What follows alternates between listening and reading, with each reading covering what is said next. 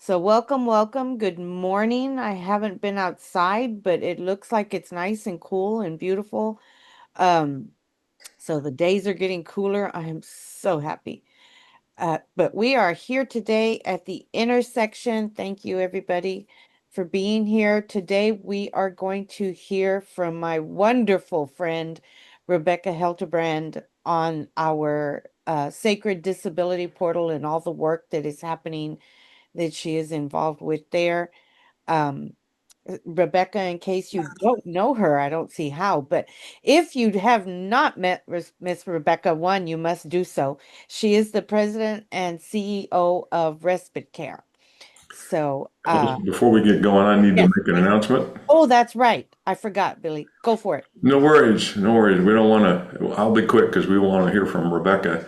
So you've all been using a link to access this Zoom. We will use a different link next week. Starting next week will be a different link. So if you've saved this link in your favorites or maybe in your calendar or some other place, it won't work. Or you can join next week on this link, but you'll be the only one in the meeting. You'll be there by yourself. We will be using a different link next week. This Zoom is one that was hosted on Ann's city account, and since she's no longer with the city, it's kind of amazing the link still works. But we will be going to a different Zoom account starting next week. Very good. Yeah, knock on wood. That would be horrible if we were all here and things went away. I'm not even going to talk about that. How dare I throw that out into the universe? Okay, let's move forward. Miss Rebecca, go for it. All right, and hopefully you can now see my screen. Please say yes. Yes. Got the editor screen, Yeah, And that's see, the right screen. it's not the the edit. slideshow screen. Oh, so you're not seeing the slideshow. Correct. All right, even though I tested this when I got here, good old Murphy is just giving me a good time. So let me go When you back, go into, stop share. I'm going to share again, but I'm not going to do that. I'm going to do a screen. How about now?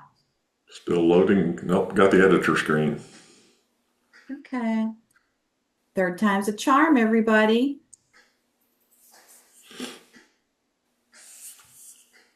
And now. Editor screen. Okay, I am going to just pivot and talk through my slides so that we can spend good time together. Okay. So I want to mention that IDD, intellectual and developmental delays, are relatively commonplace in our community. And the thing about IDD is that it impacts an individual's cognitive, physical, or social functioning, and it ends up being a lifelong condition. And so we have a group of nonprofits that have been supporting one another with that serve IDD populations. And we call ourselves the IDD Champions, mainly to feel good about taking on extra work that is not typically funded.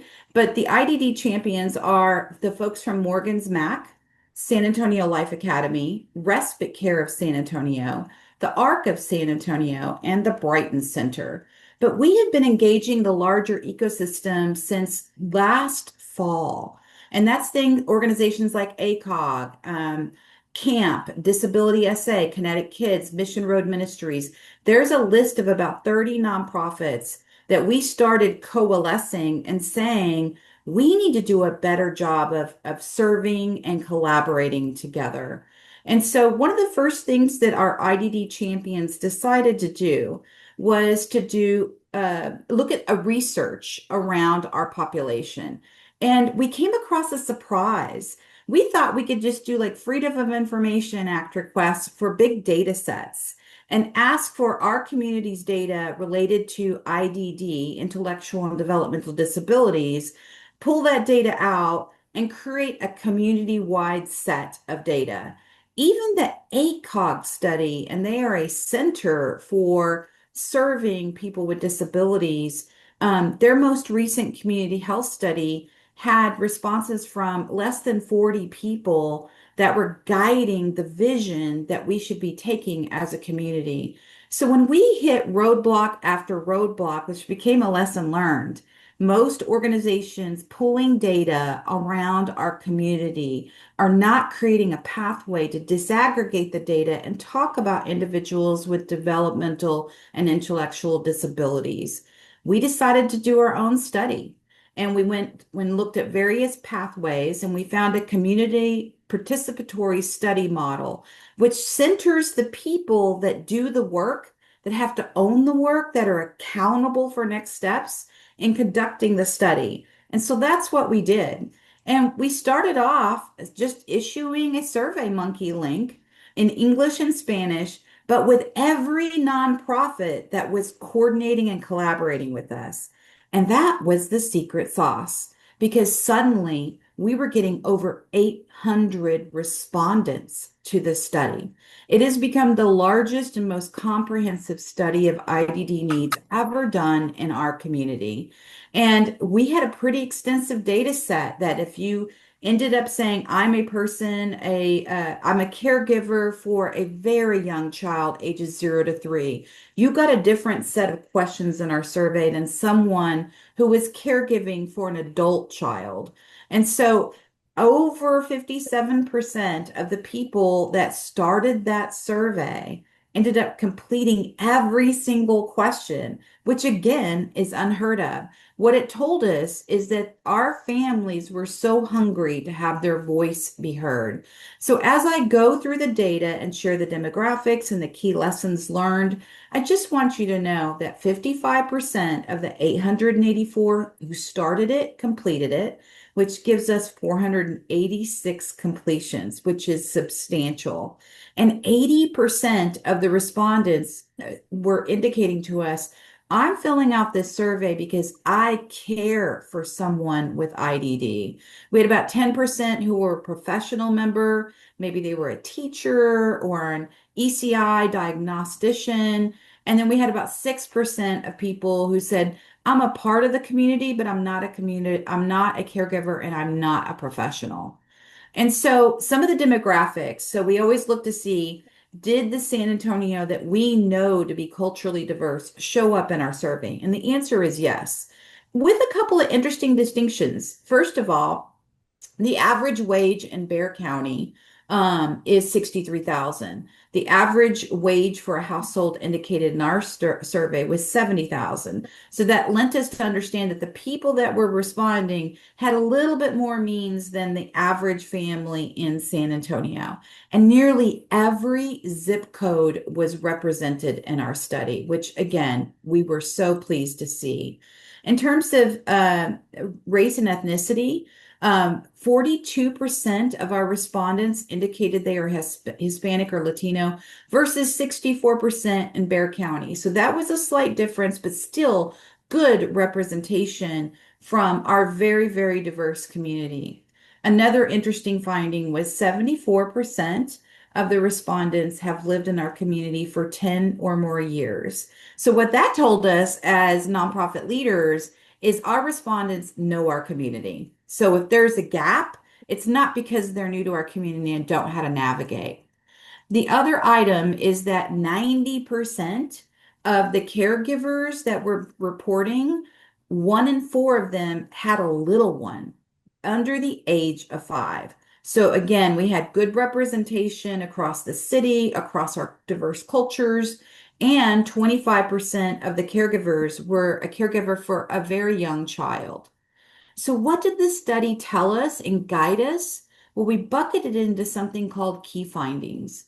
And so, the first key finding is, and thank you, Bill, you just put a link to the full study on our website at respitecaresanantonio.org. So, the first key finding is that families are the system. We like to think of big institutions like ACOG or the Amazing Center for Healthcare Services as the system. It's not with our families. The families became the system. They are acting as the full-time care coordinators. They are mapping out every step their loved one needs. And then they told us knife to the heart, everyone, that 50% said coordination between service providers is ineffective. So therein lies an opportunity for us to make things better. The next key finding we had was that if you delay a child's care, their diagnosis, their associated therapies, it undermines their entire future. Now, 47% of our families said they've been waiting a year or more for a simple diagnosis. But the good news is that 48% said, hey, once I got a diagnosis, I got help nearly immediately.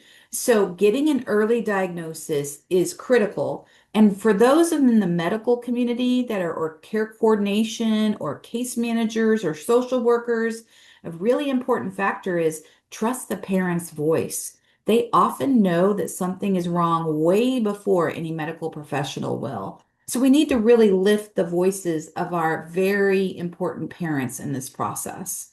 Another key finding is that access to services is often delayed and it's often dependent on privilege. Let me explain that.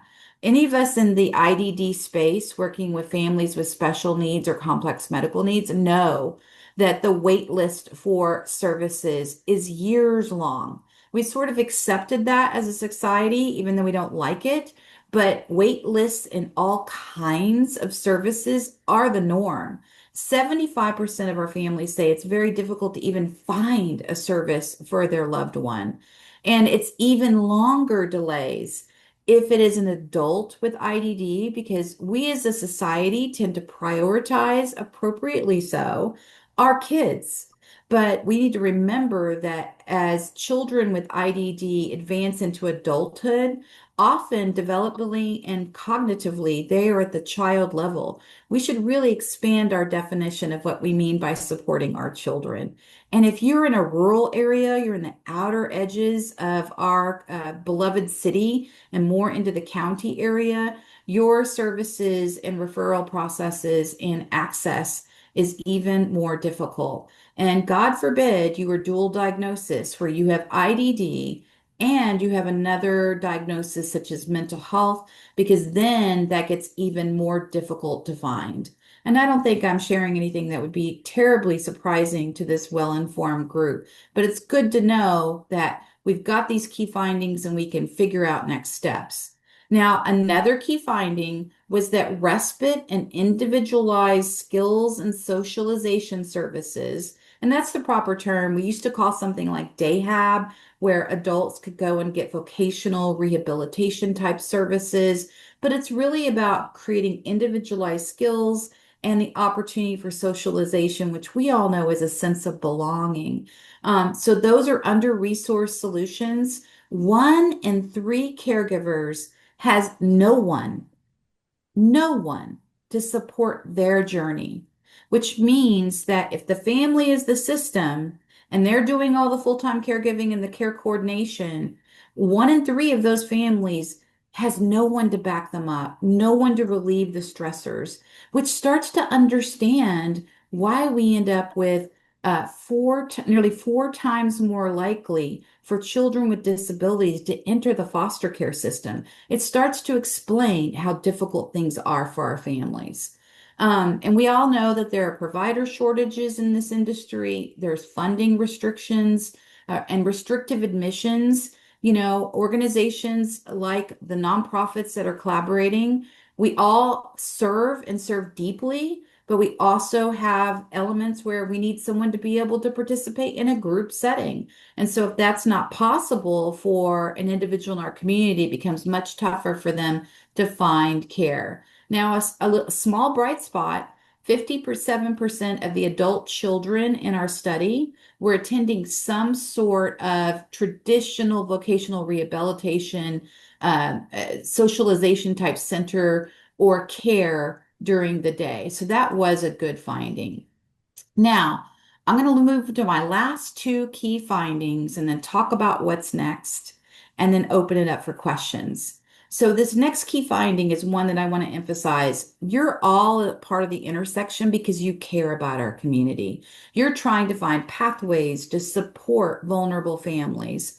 And so what I'm about to share is for those of you that are not as invested in our community, or you're trying to convince someone to care about these vulnerable populations, IDD needs affect us all. If you are not a caregiver or you do not have someone in your family with IDD, that doesn't mean you are impacted because caregiving carries an economic cost. 32% of our caregivers had to leave a job.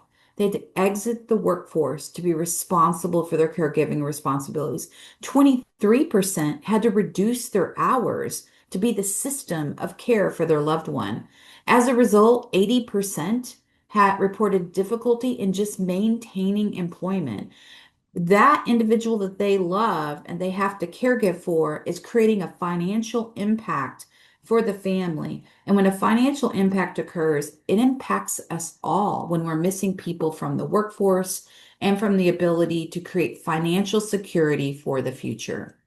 Now, the final key finding, and I totally understand this, it's similar to those of you in the faith ecosystem that, we have to talk about things that are finite, that we will not live forever. And so our future planning for our families is a source of real fear. So again, if you're thinking about your loved one and what their future looks like, and you're their parent or their guardian, when you pass away, what is going to happen to the person you care so much for?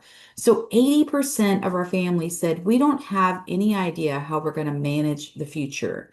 And only about half of our families have taken the important step of establishing some sort of legal guardianship for the future. So we know that it's really critically important that we start solving for these problems. So what's next? Well, we are so excited to be here today because we've got some great partners that you already know so well.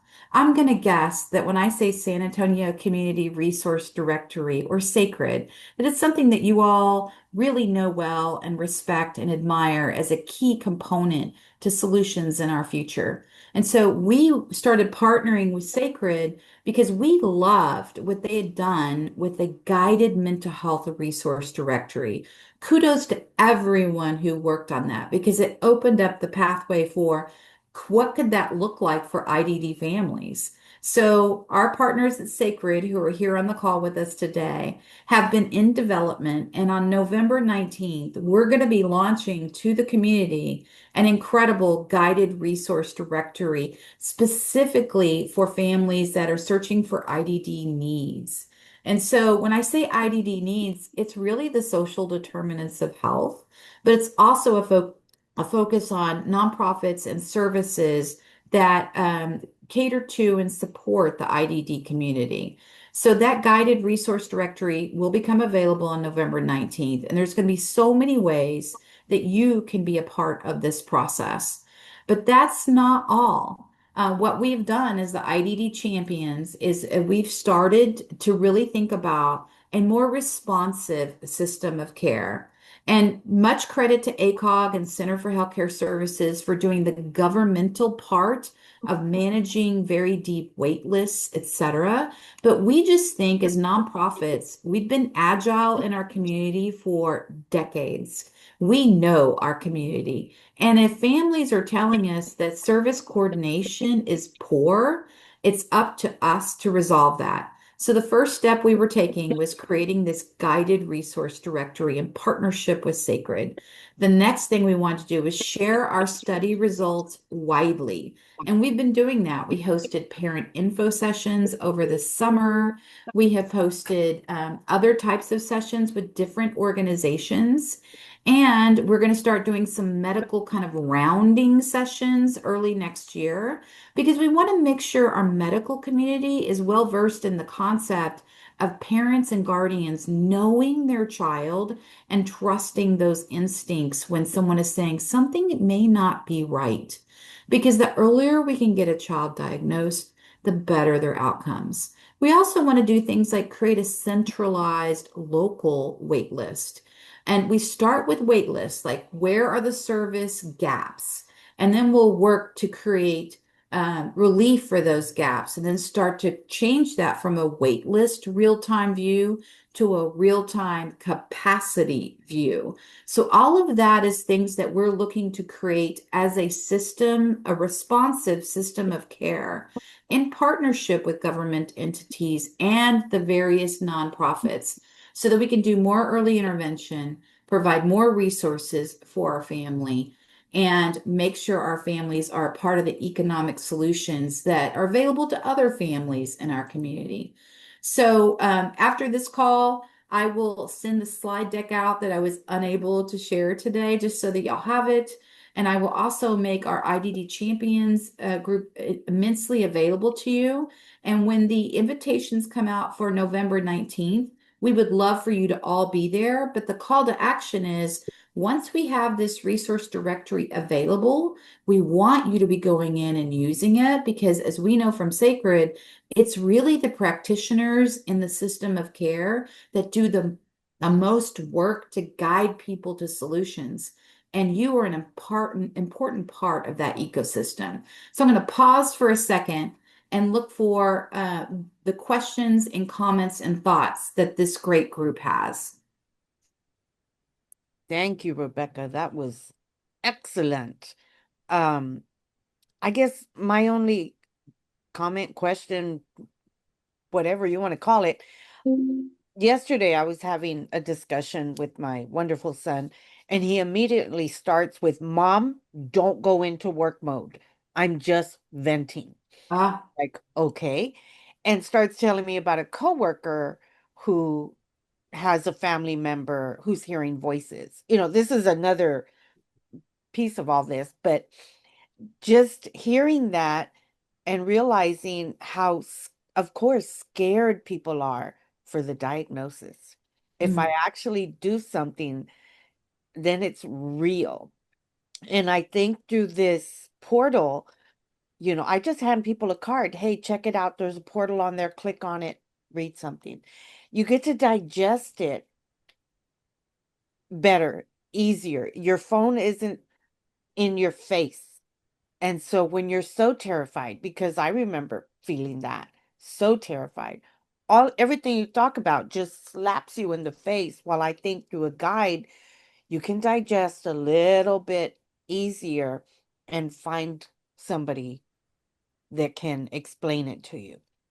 Everything you just said. So this, I think, is going to be mostly because I work for Sacred, but but thinking well, about all those families that I've worked with. Well, Alice, we're so excited to partner with Sacred on this and to create a better system of care, a more responsive system of care for individuals that want to self-avail of resources, but also the social workers and case managers and everything else that is happening for our community. And then finally, I want to also mention something that Sacred is really stretching and growing to help us do. We know that people go to Sacred to do searches. But can Sacred also be somewhat of a repository, a way to plan for the future, not just the immediacy of, let's say, I need to get a job and I need to find childcare, but my child has a G tube. So how do I get back in the workforce when most childcare centers will not manage my child with a G tube? So what we want to do is have checklists, blog posts, and other information available within sacred.org. So as that person is searching, when they can take that full deep breath, they can go back and say, here's the 0 to 3 checklist of everything I should be doing as a parent or a guardian to make sure that my child is set up for success. But that ages and stages doesn't stop there. And then goes to middle school. And then it goes to aging out of public school at 22. And then it goes to I'm an adult. And then it goes into I'm an older adult and needs to plan for end of life. So all of that will be available on sacred.org. And so I'm Beautiful. looking at the comments and it says, do you know if other cities have an organization like this for their cities that help find resources? Ruben, great question. I just want to say we are wholly unaware of this type of centralized effort in a community, the way that we are approaching it in San Antonio. And it's such a compliment to who we are as a city that we are known for collaborating. We are known for locking arms because there aren't enough resources in our city to go around. And I'm so proud of the IDD Champions because we went to bat to raise funds. All the funds went to Sacred so that we could pull this off. We fundraised for another nonprofit in the spirit of partnership. Bill has That's his hand up. Oh, and then I think I heard somebody else. Bill? Yeah, so I don't want to make this just a sacred show, but I do want to invite everybody to the November 19th event so that you can actually see what Rebecca is talking about. I'm going to post that link in the chat. It's going to be a 3-hour symposium all around IDD services and disability supports. And so it's going to be a really phenomenal event. We've got some really cool stuff there, including some one of my favorite companies I found in this process is a coffee caterer, a guy that runs a coffee cart that is run entirely by individuals with disabilities. And so, so if you've ever never had a latte made by a person who's completely blind, now's your chance, right? So the this is a it's going to be a great event. We're going to talk about the portal. There's going to be a couple of panels talking about other aspects of this work, caregiving support, about creating accessible and welcoming spaces to people with disabilities, some that you can see, some that you can't, and there's going to be great experts for that to be on hand to talk about. So it's going to be a great event, and I'm going to post the link in there, and then I'm going to go back to letting other people talk. Excellent. And do we have any other questions? I'm seeing stuff in the chat and I'm just trying to answer them. So I'll just call it out. Beverly asked, do you consider drug impacted children as disabled? We're really going after the true definition of IDD. So let me give an example. If a teenager ingested substances that resulted in a lifelong cognitive impairment, at that point, they would be considered a part of the IDD community. So it's really about a cognitive or a developmental situation that occurred that is then lifelong. Molly, MOLY. Oh, I'm gonna. there we go. Kendra, you have a question? I don't have a question. It's just an Okay. aside. While we're talking about Sacred, Miss Beverly's on the line. I just want to thank everybody on this call for being the change makers that they are. But Sacred was born out of an AmeriCorps program. AmeriCorps programs have made so much difference in our community. I know that my boss can vouch for that. It's why I have my job at my organization. It is why Sacred exists. And I just wanted to give a shout out to AmeriCorps with all these amazing people on the line. That's all I had to say. Excellent. Thank you, ma'am. And I also want to mention, someone asked earlier about other cities. I do want to give you some insight into the genesis of all this work. There were two things that happened nearly simultaneously, and at least in my world, I call them God tap moments. Try to listen for when God is sending me in a certain direction. But the first one was the Texas Cavaliers decided this past Fiesta season to focus on the IDD community, and they lifted the work of 7 nonprofits, most of which became the IDD Champions. But they asked us a key question. If you could change one thing about the system, what would it be? And there's a chance we might help you fund that. So the idea we came up with is what we're talking to you about today with Sacred. The other thing that happened within that 90 days is the Meadows Foundation notified us in a typical development type meeting that we were having with them that one of the areas they were looking at to solve deeply for Texas is the vulnerable needs of IDD families. And they said that in the past like 20 years, the needs of IDD families has never, ever come up as a top 10 priority ever in a ledge session. And they want to change that. And so, as they go to try and figure out how to change this at a systemic level, we wanted San Antonio to be the place they come to for everything they want to pilot and partner on. And so, we thought if we can bring this group together and we can get momentum, When Meadows Foundation is ready to do something big in the state of Texas, we want them coming right here. That is excellent. Yeah, build it and they will come. That way we're ready for it. Okay, I see that it is 8:30, and do we have any last questions, comments? Don't I forget. was Go I was ahead. going to say just Rebecca, thank you so much for the information. I was the one that asked about the other cities. I actually work for a company that a lot of funding goes to Ability One employees, and lately with the government shutdown as well as the funding that these companies get, they're looking for resources and they're in different cities. That's why I was trying to see if by chance there was something else, but just to know that the option could be to create something like that.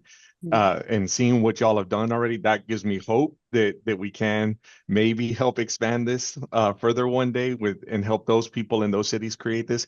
I think it's going to be very beneficial, and thank you for sharing. And thank y'all. And I will send the slide deck out to Billy so that he can then share it with all of you. Excellent. Okay, we have Peter put a link in the chat for the summit on November 15th on empowerment and resilience. And of course, this is going to be available. The recording will be on Sacred. And at 8:32, I will let you go off to save the world. Do we have any burning comments or anything? Thank you, Okay. Rebecca, for coming today. Thank you Thank very y'all. much. We have your contact information in the chat, and we will see y'all next week on a different link. If you come to this one, you'll be lonely. Spread the word, different link.